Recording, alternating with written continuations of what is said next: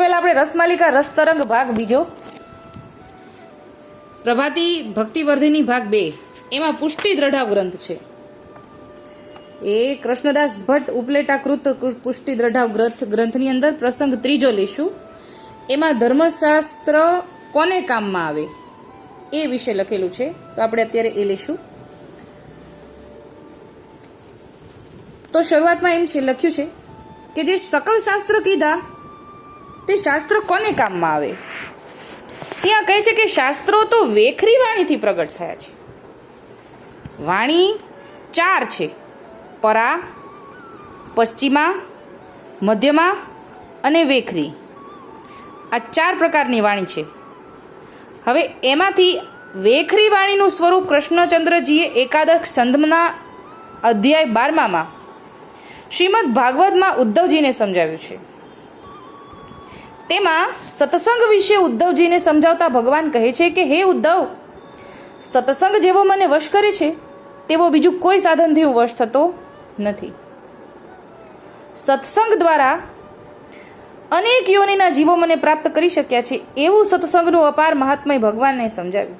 ત્યાર પછી ભગવાને કહ્યું કે હે ઉદ્ધવ, તું સકલ શાસ્ત્રની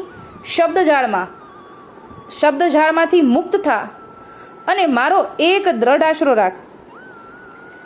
વિધિ નિષેધના ખોટા પાખંડમાંથી, તેના પ્રચંડમાંથી એટલે ખેંચતાણમાંથી તું મુક્ત થઈ જા. તે તો બધી વેખરી વાણીથી પ્રગટ થયા છે. એટલે હવે એમાં સમજાવે છે કે ઋષિ મુનિઓએ પોતાના મત પ્રમાણે કહેલા છે. ઈશ્વર પ્રણીત નથી, જીવ પ્રણીત છે. એટલે કે જીવ સ્વભાવે કહેલા છે, એટલે કે પોતાના સ્વભાવ પ્રમાણે પોતે મત આપ્યા છે. એટલે તું એની વિટામણા છોડી અને એક મારો આશરો દ્રઢ રાખજે, તો તું મને પામી જઈશ. આવું ભાગવતમાં લખ્યું છે, એવો અહીંયા ઉલ્લેખ છે. સ્વર વ્યંજન થઈને 63 અક્ષરની વર્ણમાલા છે, સર્વસાધારણ કહ્યા છે. તે તો બધા વેખરી વાણીના શબ્દજાળ છે. તે જ જગતનું સ્વરૂપ છે અને 14 બ્રહ્માંડના લોક તે શબ્દજાળમાં મૂંઝાણા છે. પણ અનિનતાના કામના નથી. એટલે કે આ બધી શબ્દજાળ છે, આ આખા વેદની અંદર જે વાક્ય રચના છે એ બધી શબ્દજાળ છે. એમાંથી બહાર છે આપણા ઠાકોરજી. એમ કે છે કે એ બધું આપણા કામનું નથી. આપણે તો માત્ર ઠાકોરજી પ્રત્યે અનિન્યતા જોઈએ. એ શબ્દોની અંદર ફસાયેલી નથી. અનિન્યતા તો પ્રેમ, જેની કોઈ સીમા નથી. એમ સમજાવે છે કે શબ્દજાળમાં આ તો આખું બ્રહ્માંડ મૂંઝાણું છે, પણ અનિન્યતાના કામનું નથી. તે માટે અમારે ત્યાં ભક્તિ, જે પ્રેમ લક્ષણા ભક્તિ છે, ત્યાં નિષેધ વાસીદામાં કાઢી નાખ્યું છે. કોને? શબ્દજાળને. પ્રેમ લક્ષણા ભક્તિએ શબ્દજાળને વાસીદામાં એટલે કે વાળવામાં કાઢી નાખ્યું. તે શું કરવા, શા માટે? જો એ જોશોમાં કામના નથી, છિનાલ છે. એટલે કે શબ્દજાળને જોશો નહીં, એ કામના નથી, એને તો કચરામાં નાખી દીધા છે. અહીંયા તો ભાવ શરૂ થાય. પ્રેમ લક્ષણા ભક્તિમાં તો ભાવ આવે, શાસ્ત્ર ન આવે, એવું સમજાવે છે. સાત્વિક ગુણના ધણીને નિશ્ચલ આસક્તિ ઉપજે અને ગ્રંથ વિશે લીન ન થાય. જેમ પરીક્ષિત રાજાએ શુક મુનિને શ્રીમદ ભાગવત સંભળાવ્યું, તેને તે નદીના કાંઠા સુધી તેડી જાય. મર્યાદા માર્ગનું ફળ કહ્યું અને મુક્તિ સુધીનું જ્ઞાન થાય. એ નદીના કાંઠા સુધી તેડી જાય. જો જ્ઞાન ક્યાં સુધી? તો કે નદીના કાંઠા સુધી. તરવા માટે જ્ઞાન ન કામમાં આવે, એ સમજાવે છે અહીંયા. કે જેમ પરીક્ષિત રાજાએ શુક મુખે શ્રીમદ ભાગવત સાંભળ્યું તો તે નદીના કાંઠા સુધી તેડી જાય. મર્યાદા માર્ગનું ફળ જે કીધું, મુક્તિ સુધીનું જ્ઞાન કીધું, પણ આગળ મર્યાદા લોપી ન શકે. લોક થકી આધીન ચાલે. મર્યાદાનું ઉલ્લંઘન કરીને ભક્તિ માર્ગમાં સુધી પહોંચી ન શકે. એટલે કે શાસ્ત્રની જે જાણકારી છે એનાથી ભવસાગર પાર ન થાય, એનાથી ઠાકોરજી પ્રાપ્ત ન થાય, કેમ કે એ તો શબ્દજાળ છે ખાલી. એ સૃષ્ટિની રચના કેવી રીતે થઈ એવું બધું લખ્યું છે. એમાં આપણા ગોપાલાલજી ઠાકોરજીનું સ્વરૂપ ન જાણવા મળે, લીલા ન જાણવા મળે, એવું સમજાવે છે. ધ્રુવ પ્રહલાદની ઉંમર કેટલી નાની હતી કે જેમાં તે વેદના કહેલા વિધિ નિષેધનું પાલન કરી શકે નહીં. વળી નરસિંહ મહેતાએ પણ વેદના વિધિ નિષેધને માન્ય ન રાખ્યા. આ ભક્તોએ વેદના કહેલી વિધિ નિષેધ માન્ય ન હતા, છતાં તેને પ્રભુની પ્રાપ્તિ થઈ ગઈ.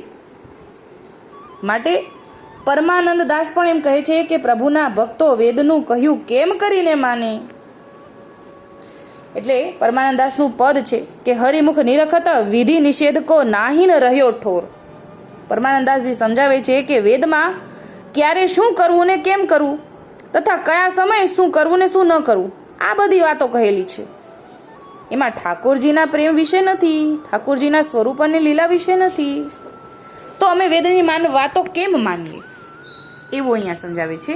આટલું હતું પ્રસંગ ત્રીજો પુષ્ટિ દ્રઢાવમાંથી, કૃષ્ણદાસ ભટ્ટના પુષ્ટિ દ્રઢાવમાંથી, કે શાસ્ત્રો કોને કામના? તો કે શાસ્ત્રો તો જેને ખાલી જ્ઞાન જાણવું હોય એના કામના, પ્રેમલક્ષણા ભક્તિવાળાને કામના નહીં. હવે આપણે બીજું અનુસંધાન લઈશું. પુષ્ટિ સંહિતા ભાગ બીજો 387. ગોપેન્દ્રલાલજી સેંદરડા બિરાજે છે.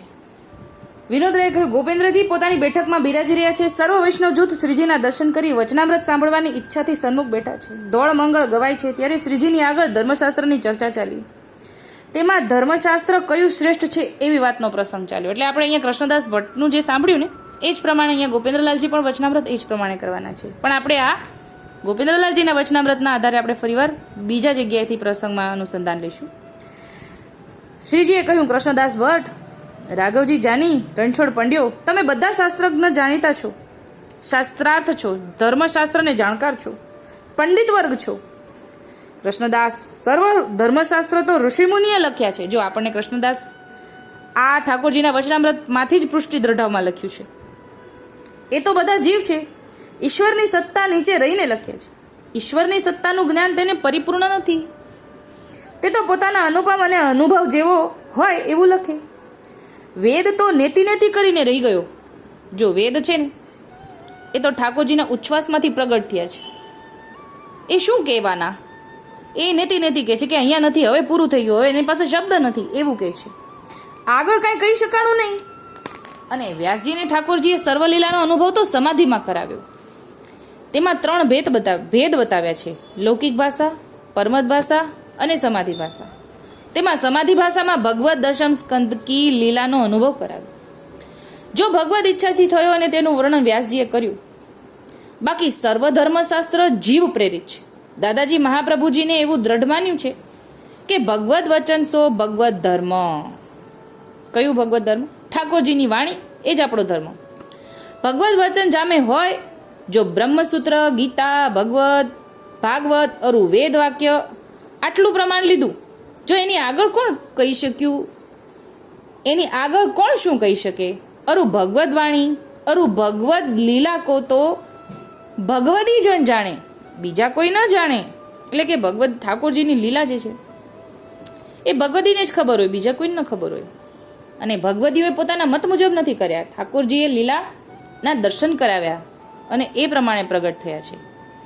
એટલો ફરક છે કે આ મતમાં અને દર્શનમાં. સામે દર્શન થયું હોય અને પ્રગટ પ્રસંગે વાણી વહી છે, એટલો ફરક છે. કારણ કે ભગવદીજન જે છે તે તો સદા ભગવદ રૂપ છે. ભગવદ સ્વરૂપ કો આવેશ સદા બન્યો રહે હે. તાતે તેના હૃદય કમળમાં શ્રીજી બિરાજે. તેથી કાંઈ અંતર તો છે નહીં. તેથી શ્રીજીની ઈચ્છા અને લીલાનું જ્ઞાન અને અનુભવ ભગવદીને જેટલો હોય એટલો બીજાને ન હોય. તેથી ભગવદીની વાણી સદા શ્રીજીની વાણીથી અધિક માની જાય છે, તેમાં સંદેહ નથી. અહીંયા ગોપેન્દ્રલાલજી એમ કહેવા માગે છે, આપણને એમ આજ્ઞા કરે છે કે ઠાકોરજીની વાણીથી પણ અધિક કરીને ભગવદીની વાણી જાણો. એમ કહે છે કે ભગવદીને જેટલો અનુભવ હોય એટલો બીજા કોઈને ન હોય. વેદ પણ નેતિ કહી ચૂક્યું, તો જેટલું ઠાકોરજીની વાણી એના કરતાં પણ અધિક જ કરીને જાણું, કે જેથી ભગવદીની વાણી સદા શ્રીજીની વાણીથી અધિક માની જાય છે. ભગવદીજનને સર્વ જીવ પ્રતિ દયાભાવ છે. તેથી પોતાની વાણી દ્વારા ભગવદ જશને પ્રગટ કરી સત્ય સિદ્ધાંત ભગવદ લીલાનો, ભગવદ ધર્મનો જણાવે છે, જેથી સર્વનું કલ્યાણ થાય. એટલે કે ભગવદીઓ પ્રગટ્યા છે જ જીવ ઠાકોરજીના જીવના કલ્યાણ ઉદ્ધાર માટે. અને એટલા જ માટે ઠાકોરજીનો જશ પ્રગટ કરીને, ઠાકોરજીનો સિદ્ધાંત પ્રગટ કરીને લીલા ગાય છે. એ કોના માટે? તો કે ઠાકોરજીના જીવના કલ્યાણ માટે. આવું કલ્યાણનું સાધન બીજા કોઈ ધર્મશાસ્ત્ર સાંભળવાથી થાય નહીં. જે પ્રમાણે ભગવદ લીલા ભગવદીઓએ જે ગાય છે ને એ સાંભળવાથી એ બોલવાથી કલ્યાણ થાય એવું કલ્યાણ બીજા કોઈ શાસ્ત્રથી થાય નહીં. કારણ કે સર્વ સકામ છે.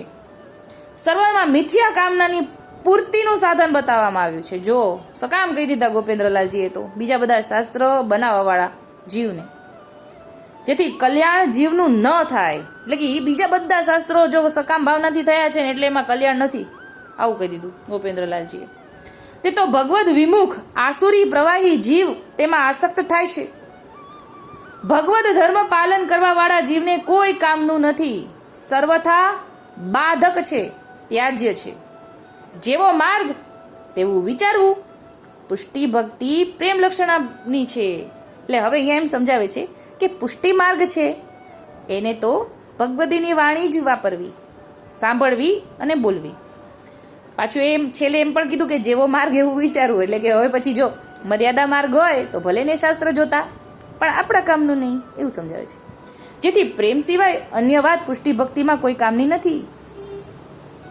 જો દાદાજીને કહી શુદ્ધા પ્રેમણા પ્રેમ લક્ષણા અતિ દુર્લભા.